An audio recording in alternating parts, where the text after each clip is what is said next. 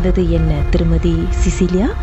நடந்தது என்னன்னா இது 2 வருஷத்துக்கு முன்னே நடந்தது. இது என்னன்னா நான் என் காலேஜ் எல்லாம் முடிச்சு கிடிச்சிட்டு நான் வேலைக்கு போயிட்டேன் பாருங்க. அப்போ வேலைக்கு போயிட்டு நான் வரும்போது எப்பயும் காலையில 7:30 மணிக்கெல்லாம் வேலைக்கு போயிடுவோம். முடிச்சு வர்றதுக்கு எனக்கு கொஞ்சம் லேட்டா தான் ஆகும். பிகாஸ் என் கிளாஸ் தம்பகான்னு இதெல்லாம் இருக்கும் பாருங்க. அப்போ நான் வீட்டுக்கு வர்றதுக்கு மணி ஒரு 6-7 மணி ஆயிரும் எனக்கு. அப்போ இப்போ 2-3 மாசம் எனக்கு டிரான்ஸ்போர்ட் கொஞ்சம் பிரச்சனையா இருந்தேன். பிகாஸ் வேற ஃப்ரெண்ட் கூட தான் நான் டிரான்ஸ்போர்ட் எடுத்துக்கிட்டு போயிட்டு அவங்க எடுத்துட்டு என்னை விட்டுட்டு போவாங்க. அப்போ அந்த ஒரு பாதியில ஒரு லோரவங்கள தான் அவங்க விட்டுருவாங்க. ஸோ நான் கொஞ்சம் ஒரு 1 மீட்டருக்கு மேல நான் நடந்து வரணும் உள்ள வீட்டுக்கு. அப்போ நடந்து வந்துகிட்டு இருக்கும் போது ஒரு நாள் என்னன்னா வந்துட்டு அவரு விரும்புன்னு அதுவும் ஒரு சரியான மழை வேற. அப்போ அந்த லோரவங்களை போற நேரத்துல அங்க ஒரு பெரிய மரம் இருக்கும் பாருங்க. அந்த மரத்துக்கிட்ட ஒரு குரங்கு எப்பயும் உட்காந்துருக்கும். அந்த குரங்கு என்ன சொல்லுவாங்க, பத்திரம் ரொம்ப கடிக்கும் அந்த குரங்கு. என்ன செஞ்சேன், ஒரு கல்லை எடுத்து, இந்த குரங்க பார்த்தாலே பயமா இருக்குன்னு கல்லை விட்டு அடிச்சேன் அந்த மரத்துக்கிட்ட. அப்ப அந்த குரங்கு ஓடி போச்சு. ஓடி போச்சு. நான் பாட்டுக்கு வீட்டுக்கு வந்துட்டேன் பாருங்க. வீட்டுக்கு வந்தோடனே அப்புறம் எனக்கு ஒரு மாதிரி உடம்பெல்லாம் ஒரு மாதிரி சிலுக்கிற மாதிரி இருந்துச்சு. சரி குளிச்சுட்டு சாமி கும்பிட்டுட்டு பேசாம உட்காந்துருந்தேன். அப்புறம் திடீர்னு அந்த ஜன்னலுக்கிட்ட ஒரு உருவம் பார்த்தேன் பாருங்க. முடியெல்லாம் உடிச்சு போட்டுக்கிட்டு அப்படியே நிக்கிது. அப்போ இது பண்ண யார்ட்டா அதுன்ட்டு திருப்பி போய் கிட்ட போய் பார்க்க உடச்சையும் காணும். திருப்பியும் அந்த உருவம் மனுஷன் உருவம் மாதிரி இருந்துச்சா இல்ல ஏதோ ஒரு மனுஷ உருவம் மாதிரி இருக்கு. என்னன்னா ஒரு 2-3 மாசத்துக்கு முன்ன எங்க சித்தி இறந்துட்டாங்க பாருங்க. அப்போ அந்த உருவத்தை பார்த்தா அதுல அவங்க மாதிரியே இருக்கு. அப்போ அவங்கதான் நிக்கிறாங்களா என்னான்ட்டு கூட திருப்பி நான் போய் பாக்குறேன்னு எனக்கு கண்ணுக்கு ஒழுக்காவே தெரிய மாட்டுது. சரின்ட்டு பேசாமட்டு அப்புறம் சாப்பிட்டு நான் பாட்டுக்கு படுத்துட்டேன் பாருங்க. மறுநாள் வேலைக்கு போகணும்ட்டு. அன்னைக்கு ராத்திரி படுத்ததுல இருந்து தூக்கமே இல்ல கீதா. மணி ஒரு 10 மணிக்கு ஒரு 11 o'clock படுத்துட்டேன். ஆனா பாக்குறேன் நான் கண்ணதான் மூடிட்டு இருக்கேன். தூக்கமே இல்ல எனக்கு. பாக்குற மணியை 2 மணி 3 மணி 4 மணி அப்படியே தான் ஏஞ்சிக்கிட்டு இருக்கேன். அப்புறம் ஏஞ்சி தண்ணி எல்லாம் குடிச்சிட்டு போய் படுக்கலான்ட்டு கிச்சனுக்கு போய் படுக்கலான்னு பாக்குறேன். அங்க நிக்கிது அந்த உருவம். ஒரு மாதிரி இருண்டு போயிருக்குமே உங்களுக்கு. அதான் வீட்டு உள்ளே இருக்க நிக்கிற மாதிரி. அப்புறம் நான் யாருன்னு கேக்குறேன். நானு பதிலே சொல்ல மாட்டேது. நல்லா கிளியரா தெரியுது. முடிய வெறிச்சு போட்டுக்கிட்டு அப்படியே பாத்துக்கிட்டு நிக்கிது. அதோட ஃபேஸ்ல பாக்க எப்படி இருந்துச்சு? அஸ்தில எங்க சித்தி மாதிரியே இருக்கிறாங்க. அப்படியே இருக்கு. கொஞ்சம் கூட வித்தியாசம் இல்ல. அப்படியே இருக்கு. ஆனா பாக்க அப்படியே ஃபியர்ஸா கோரமா அந்த மாதிரி இருக்கா பாக்குறதுக்கு? மூஞ்சி பயங்கரமா இருக்கு பாக்குறதுக்கு. மூஞ்சில அப்படியே வீங்கி போன மாதிரி அந்த மாதிரி இருக்கு. அப்புறம் சரின்ட்டு நான் என்ன செஞ்சேன், கதவை உருவுன்னு அடைச்சிட்டு கிச்சன் கதவை உருவுன்னு பேசாம கதவை அடைச்சிட்டு படுத்துட்டேன் பாருங்க. படுத்தோன்னா இது தூக்கமா வர மாட்டுது. பயமா ஒரு சைட்ல இருக்கு. அப்படியே சாமி கும்பிட்டுட்டு படுத்தோட அப்படியே உடம்ப போட்டு அமுக்குது.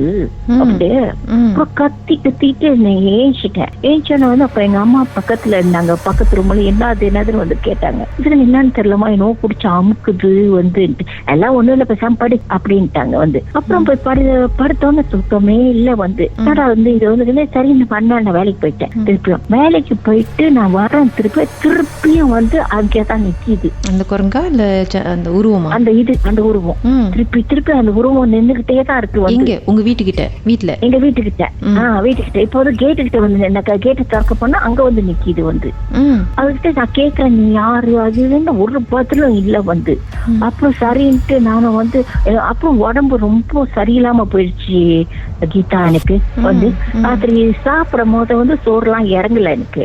அப்புறம் சோறு வறுப்புறுத்தி பசிக்குதுன்ற சாப்பிட்டோன்னே வாயில மண்றேன். அப்படியே என்னமோ போத்தலோட மண்ணு மண்ற மாதிரி இருக்கு. ஐயோ. அப்புறம் சரின்ட்டு என்னடா அப்படி இருக்குன்ட்டு சரி அப்புறம் மறுநாள் சரியான காய்ச்சல், வேலைக்கு போக முடியல. அப்புறம் அண்ணன் இருந்தாங்க. அண்ணன் கூட்டிட்டு போனாங்க ஹாஸ்பிட்டலுக்கு. ஹாஸ்பிட்டலுக்கு செக் பண்ண ஹாஸ்பிட்டல் சொல்லிட்டாங்க ஒண்ணும் இல்லையே, நல்லா தானே இருக்கு, சும்மா சாதாரண காய்ச்சல் பெனட்ரால் கொடுத்து அனுப்பிட்டாங்க. வீட்டுக்கு வந்தோடனே இருக்கிற காய்ச்சல் இன்னும் கூட போறது. அப்படியே ஒரு மாதிரி மயக்கமா தள்ளிக்கிட்டு வாந்தி எடுக்கிற அந்த வாந்தி தண்ணி வாந்தி மாதிரி வருது. அப்படியே தண்ணி வாந்தி வருது. ஒரு சாப்பாட்டுல தண்ணி வாந்தி மாதிரி வருது. அப்படியே அப்புறம் சரின்ட்டு திருப்பி ஹாஸ்பிட்டல் கொண்டு போனா ஹாஸ்பிட்டல் தான் ஒண்ணும் இல்லைன்ட்டாங்க. அப்புறம் தான் வந்து இங்க பெரியமா இருந்தாங்க. பெரியமா சொன்னாங்க, என்னமோ கச்சேரி பண்றதுக்கு சட்டை என்னமோ பரவாயில்ல போய் பார்ப்போம், ஒரு போமோ போய் பார்த்து இது பண்ணுவோன்ட்டு. அப்படி லைன்ல இருங்க. பாட்டுக்கு பிறகு என்னதான் நடந்துச்சுன்னு பேலன்ஸ் கதையை தெரிஞ்சுக்கும். அப்படி இருங்க. Okay okay. உங்க வாழ்க்கையிலும் மர்மமான சம்பவம் நடந்திருக்கா? அதை எங்களோட ஷேர் பண்ணணும்னு நினைச்சீங்கன்னா வாட்ஸ்அப் பண்ணுங்க 0164413333. உங்க பெயர் அதுக்கப்புறம் #MT அப்படின்னு டைப் பண்ண மறந்துடாதீங்க. மர்ம தேசத்தில் இடம்பெற்ற கதைகளை மீண்டும் கேட்கணும் அப்படின்னு நினைச்சீங்கன்னா ஷாக் என்ற ஆப்லயும் இருக்குங்க. SYOK லாங்குவேஜ் செட்டிங் தமிழ்னு செட் பண்ணுங்க. சர்ச் பட்டன்ல மர்ம தேசம்னு டைப் பண்ணுங்க. ஷாக் காஸ்ட் பக்கத்தில் மர்ம தேசத்தில் இடம்பெற்ற எல்லா கதையும் நீங்கள் கேட்கலாம்.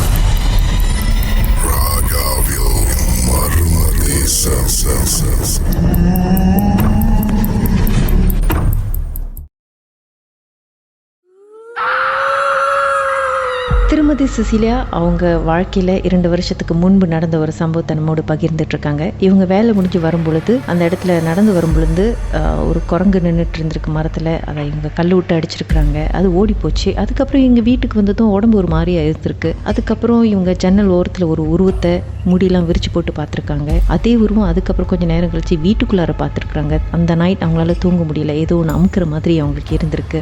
அப்புறம் அப்படி இப்படின்னு வேலைக்கு போயிட்டு வந்து மறுநாள் வந்து சாப்பிட முடியாமல் ஏதோ பாஸ் பண்ணி சாப்பிடும் பொழுது வாயில் அப்படியே போத்தலோடுன்ற மாதிரி இருந்திருக்கு இவங்களுக்கு. அப்புறம் அதோட அவங்களுக்கு உடம்பு சரியில்லாமல் போயிடுச்சு. அப்புறம் போமோலாம் பார்த்துருக்காங்க, பல இடத்துக்கு போயிருக்காங்க. அதுக்கப்புறம் சொல்லுங்க என்ன நடந்துச்சு திருமதி சுசீலியா? அப்புறம் வந்து என்ன ஆச்சு, நாங்க வந்து சரின்ட்டு கூட்டிட்டு போனாங்க போய் பாக்குறதுக்கு. அவர் பார்த்துக்கிட்டு சொன்னாரு, எப்படிட்டு படுக்க வச்சுட்டாரு. படுக்க வச்சு வந்து அப்புறம் இதுன்னா அவர் என்ன சொன்னாரு, உனக்கு வந்து ஒரு பிசாசு வந்து உன்னை பிடிச்சிக்கிட்டு இருக்குன்னு சொன்னாரு. வந்து ஒரு பிசாசு உன்னை பிடிச்சிக்கிட்டு இருக்கு, உடம்புல இருக்கு அந்த பிசாசுன்ட்டு, கண்ணுக்கு தெரியாத பிசாசுன்ட்டு.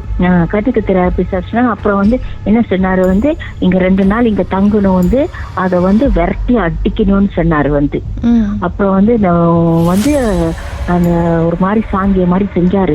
ஒரு நெருப்புலாம் போட்டு அந்த நடுவுல என்னைய உட்கார வச்சு அப்புறம் வந்து பேசி கேட்டாரு, நீ யாரு, நீ ஏன் இங்க வந்திருக்கிற வந்து. இல்ல அது பேசுது, அந்த பிசாசு பேசுது வந்து. என்ன சொல்லுது வந்து, நான் வந்து அந்த மரத்துல தான் குடி இருப்பேன் வந்து, அவங்க வந்து கல்ல விட்டு என்னை அடிச்சுட்டாங்க வந்து, அப்போ நான் அவங்கள விட மாட்டேன், அவங்கள சாவடிச்சிருவேன் வந்து அப்படின்ட்டு அந்த பிசாசு பேசுது. நான் விட்டே மாட்டேன். அது பேசாம யாரு கேக்குறா, நீ இந்த மாதிரி இதை போட்டு தொந்தரவு பண்ற அப்படி இப்படின்னு கேக்குறாரு வந்து. அது சொல்லுது வந்து, நான் அந்த மரத்துல தான் நான் கூடி இருப்பேன் வந்து, ஆனா இது கல்ல விட்டு என்னை அடிச்சிருச்சு வந்து, நான் சும்மா விட மாட்டேன், அதை சாவடிச்சிருவான் அப்படின்னு பேசுது. அது பேசுறது வந்து உங்க உடம்புல இருந்து பேசுதா இல்ல தனியா ஏதோ? இல்ல உடம்புல பேசுது. அது வந்து அது வந்து நான் பேசல வந்து, அது பேச விடுது அந்த மாதிரி. அது பேசுறதுல உங்களுக்கு அந்த டைம்ல நினைவுல நினைவு தெரிஞ்சுதா உங்களுக்கு? இல்ல இதெல்லாம் வந்து அதுக்கப்புறம் யாரும் சொல்லிதான் உங்களுக்கு தெரியுமா? இல்ல தெரிஞ்சு எனக்கு கொஞ்சம் கொஞ்சம் தெரிஞ்சு. ஆனா உடம்பு ரொம்ப முடியாம இருக்கு எனக்கு வந்து, அப்படி காய்ச்சி அடிக்குது அந்த டைம்ல வந்து. அப்படியே முந்துறேன் நானு. பக்கத்துல உள்ளவங்க எல்லாம் குட்டிக்கிறாங்க என்னைய வந்து. அப்புறம் வந்து அவரு வந்து தண்ணி அடிச்சு அடிச்சு தண்ணிய மந்திரிச்சு, தண்ணி அடிச்சு அடிச்சு அடிச்சுட்டு தப்புன்னு வெளியாயிருச்சு அது என் உடம்புல இருந்து. நான் பென்சான் ஆயிட்டேன். அப்படியே வந்து நான் பென்சான் ஆயிட்டேன். பென்சான் ஆகணும் வந்து. அப்புறம் வந்து அதை இது பண்ணி அப்புறம் எனக்கு ஒண்ணுமே தெரியாது கீதா என்ன ஆச்சுன்ட்டு. நான் பென்சான் ஆயிட்டேன். அவங்க வந்து அந்த இதெல்லாம் செஞ்சிருக்கிறாங்க. அப்புறம் கொஞ்சம் நான் ஒரு 3 hour 4 hour சென்றுதான் வந்து என்னை தட்டி எழுப்புனாங்க. அப்புறம் தான் நான் பாக்குறேன் நான் எங்க இருக்கிறேன்ட்டு. அப்பதான் எனக்கு தெரியுது. சோ அவங்க என்ன அதை வந்து கடைசி வரைக்கும் விரட்டி அடிச்சுட்டாங்க வந்து. அது வந்து நம்ம ஏரியாலயும் சரி எங்க ஏரியாலயும் சரி போய் கச்சேரி பண்ணக்கூடாதுன்ட்டு. ஆனா கேட்டீங்களா அந்த சாமியார் கிட்ட, ஏன் அந்த உருவம் பாக்குறதுக்கு இறந்து போன சித்தி மாதிரி இருந்தாங்க? நான் கேட்டேன். ஆனா அவரு வந்து ஒரு கதை சொன்னாரு வந்து, உனக்கு தெரியாதுமா, நான் வந்து படிக்க போனேன் பாருங்க, எனக்கு வந்து யூனிவர்சிட்டி எல்லாம் கிடைச்சி வந்து போய் படிச்சுட்டு நான் வந்தேன். அப்போ அவங்க மனசுல வந்து அவங்ககிட்ட வந்து நாங்க ரொம்ப பேச்சுக்க மாட்டோம். ஆனா வந்து அவங்க மனசுல வந்து ஒரு போராம இருந்துச்சான். அவங்க ஒரு போராம இருந்துச்சான். நான் வந்து இந்த மாதிரி நல்லா படிச்சு நல்லா இதுக்கு போயிட்டேன்ட்டு. ஸோ அவங்க வீட்டு பிள்ளைங்க எல்லாம் ஒன்றும் கிடைக்கல, ஒன்றும் படிக்கல ஒழுங்கான்ட்டு. அப்போ அவங்களுக்கு ஒரு போறாமையில வந்து அவங்க வந்து என்னை வந்து கெட்ட எண்ணத்திலேயே பார்த்துக்கிட்டு இருந்தாங்க. ஆனா எனக்கு தெரியாது இந்த கதை. அப்போ அவங்க வந்து ஒரு கெட்ட எண்ணத்துல அவங்க எதுவும் செஞ்சாங்களா என்னன்னு தெரியலையா ஒரு சாமியார் சொல்றாரு. ஆனா வந்து அவங்க உங்களை கெட்ட எண்ணத்துல வந்து அவங்க பார்த்துக்கிட்டு இருக்காங்க உங்களுக்கு. அதனால வந்து அவங்க செஞ்ச இது வந்து அவங்க கடைசியில அவங்கள பழி ஆக்கிடுச்சு, அவங்களே பழி ஏத்துக்கிட்டாங்கன்ட்டு. அப்பனா வந்து அவங்க ஒரு கெட்டது செஞ்சிருக்காங்க உனக்குன்ட்டு அவர் சொன்னாரு. நீங்க நல்லா வாழக்கூடாது, நீங்க கல்யாணம் பண்ணக்கூடாது, நீங்க அப்படியே இருக்கணும் வந்துட்டு. ஆனா நீங்க செய்யற பிரார்த்தனை, நீங்க செய்யற சாமியில கும்பிடுறது இதெல்லாம் வந்து உங்களை காப்பாத்திடுச்சுன்னு அதான் சொன்னாரு. ஓகே, அந்த சித்திக்கும் உங்களுடைய இப்ப உங்களை தொந்தரவு பண்ண அந்த பிசாசுக்கும் ஏதாவது தொடர்பு இருந்திருக்கும்னு நினைக்கிறீங்க? ஏன்னா எங்க சித்திக்கு வந்து என்னன்னா முந்தைய வந்து பேய் பிடிச்சிக்கும் அவங்களுக்கு. அவங்களுக்கு வந்து பேய் பிடிச்சிக்கும். முந்தைய எங்க அம்மாட்ட நான் கேட்டிருக்கேன், வந்து சின்ன வயசுலயே வந்து பேய் பிடிச்சிக்குமா அவங்கள வந்து. அதனால வந்து அவங்க வந்து எப்படின்னா தனியாதான் இருப்பாங்களாம். வந்து எங்க அம்மாட்ட எல்லாம் கூட சேர மாட்டாங்க, அண்ணன் தண்ணி கூட எல்லாம் பேச மாட்டாங்களாம். ரொம்ப அவங்களுக்கு வந்து செஞ்சிருக்காங்களாம். எங்க பாட்டி வந்து போய் கொண்டு போய் மந்திரிச்சு அது இதுன்னு சரி பேய் பிடிச்சிக்குமா.